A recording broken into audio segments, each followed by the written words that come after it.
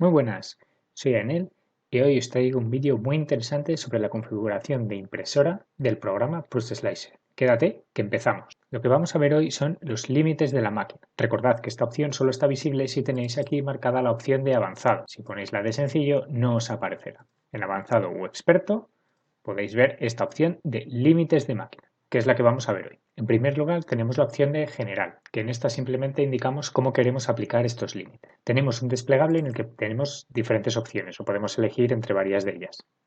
La primera sería emitir código G, la siguiente usar para la estimación de tiempos o la última que sería ignorar.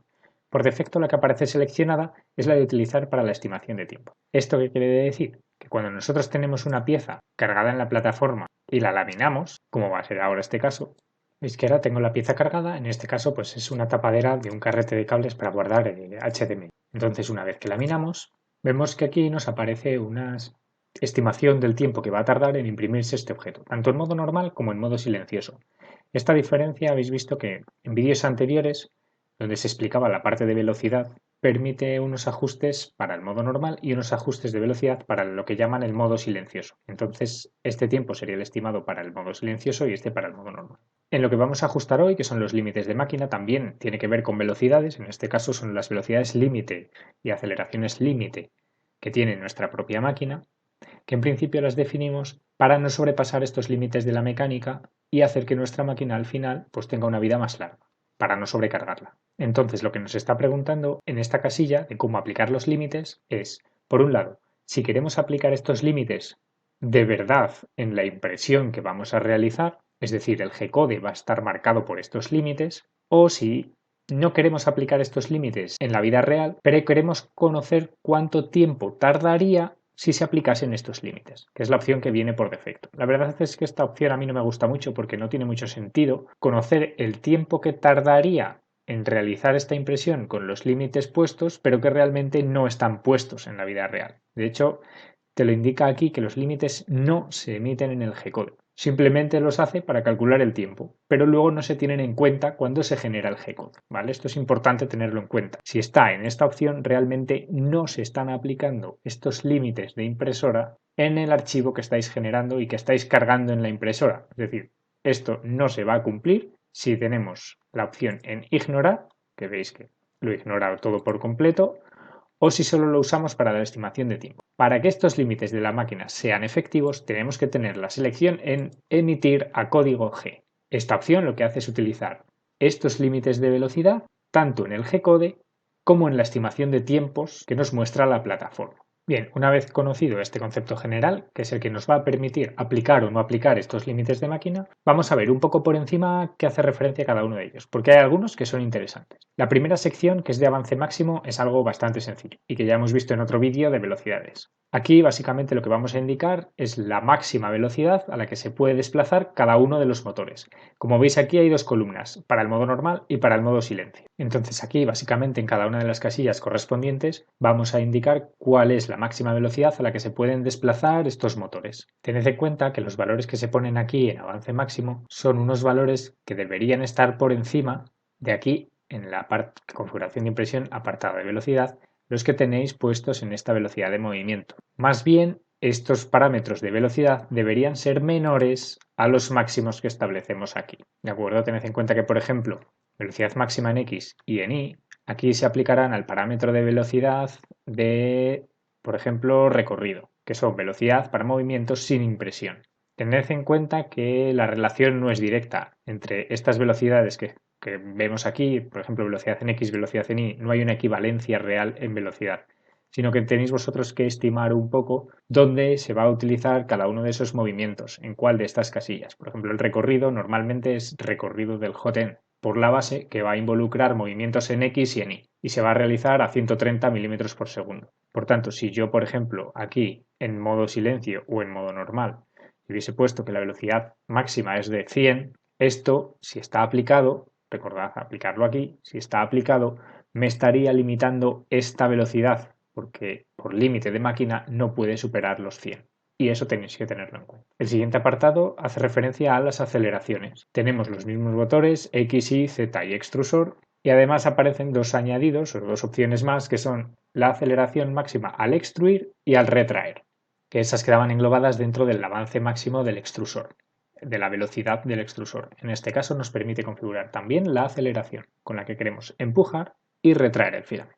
Y ahora vamos con los límites del jerk. Las dos opciones anteriores de velocidad y aceleración tampoco he entrado más en detalle porque creo que son conceptos que se entienden bastante bien. Pero el jerk quizás es un ajuste un poco más desconocido para algunos. Y quiero explicar un poco qué es esto del jerk. El jerk, que tiene unidades de velocidad, nos indica la velocidad mínima que debe tener la máquina para hacer un cambio de dirección en cualquiera de estos ejes. Es decir, cuando el carro se está moviendo en una determinada dirección, llega al punto final y tiene que cambiar la dirección, por ejemplo, se está moviendo de izquierda a derecha y tiene que cambiar de derecha a izquierda. Claro, cuando llega al final del punto inicial, es decir, se está moviendo a la derecha y llega al punto final, ahí llega con una determinada velocidad, que es la velocidad a la que se estuviese moviendo el carro. Y de pronto, al instante siguiente, tiene que invertir esa velocidad para moverse en dirección contraria. Es decir, el motor X pasaría de dar vueltas en un sentido a dar vueltas en sentido contrario. Bien, pues esta inversión del giro no se hace a máxima velocidad. Primero se va reduciendo la velocidad hasta un valor pequeño de velocidad y cuando el motor ya tiene una velocidad reducida, cambia de sentido. Sería el equivalente a cuando vais conduciendo con el coche, por ejemplo, tenéis que girar en una calle a la derecha o a la izquierda y reducís la velocidad para realizar ese giro. Pues esto sería más o menos lo mismo. Este valor de 10 milímetros por segundo indicaría la velocidad máxima que debe llevar el carro a la hora de hacer un cambio de dirección.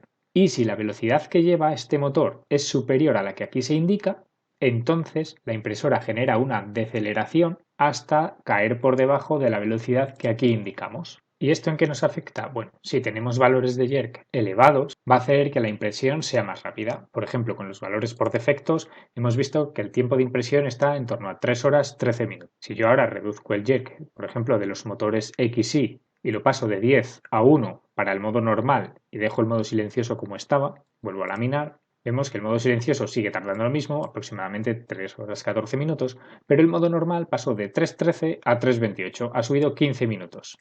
¿A qué? Debido a esta reducción en el jerk. Ahora la impresora tiene que empezar a frenar el movimiento antes, justo en cada cambio de dirección en el que el carro llevaba una velocidad, o el motor, en este caso el X y el Y, llevaba una velocidad superior a 10 milímetros por segundo. Por tanto, reducir el jerk al final lo que hace es, por un lado, aumentar los tiempos, ya que aumentas esa rampa de aceleración y deceleración. Por otro lado, tiene como ventaja que generas unos movimientos más suaves y por tanto menos estrés y menos vibraciones en la máquina.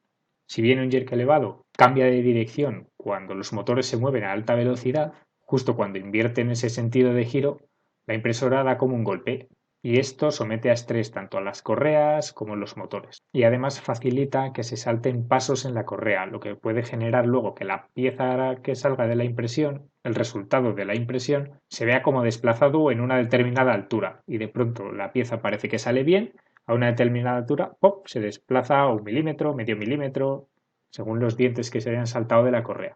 Esto mismo sucede para el eje Z.